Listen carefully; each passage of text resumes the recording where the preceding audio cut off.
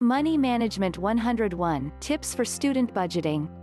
According to a national Save the Student survey, 70% of young adults wish that they had a better financial education by the time they started college.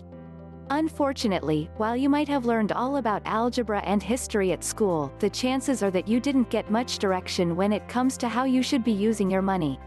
Finances and budgeting aren't the most glamorous subjects, but they're both things you'll need to learn about if you want to protect yourself from future issues. Fortunately, we've got some top tips for students who are feeling unprepared for their biggest financial exam, life on their own. Why students need a budget. Budgeting doesn't seem like the most exciting thing in the world at first. However, there are plenty of benefits in controlling and tracking your spending habits. Your bank account is like a bucket that's constantly leaking money. While you fill the bucket up with your income once a month, that money quickly drains out the more holes you have to worry about. If you can get control of your spending habits, you can continue to spend money on the things you want and need, without putting yourself in a difficult position. 1. Start by establishing your income. The first step in creating an effective budget is knowing how much money you have coming in. The chances are that as a student, you won't have much, but you should have.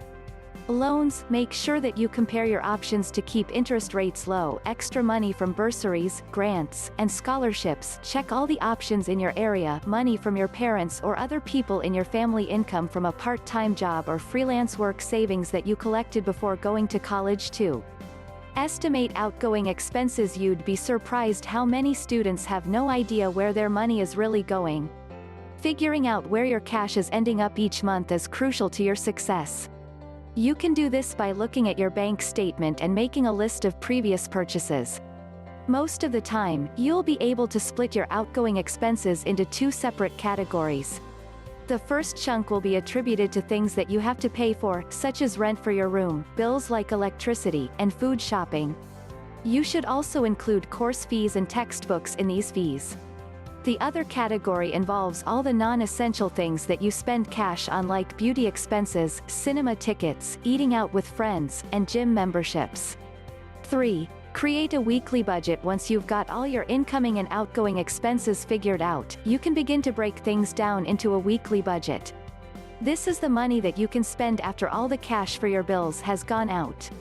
For instance, if your income for the first 12-week term is $3,000, and your expenses add up to $2,000, then you'll have a little over $83 a week. If you're unhappy with this amount, that's when you need to start setting some goals. What would be the ideal number that you'd like to end up with? How can you reduce expenses in both your essential and non-essential payments? For instance, could you cut the cost of food by shopping with your roommates? Would it be possible to switch to a different car insurance provider to save some money there?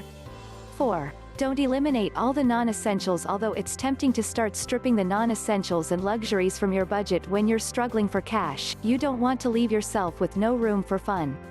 If you never have any cash left aside to go to the latest festival with your friends or enjoy a night out, then you could end up finishing college and feeling as though you haven't had the full experience. Set aside a small amount of cash each week that you can dedicate to you and doing what you want.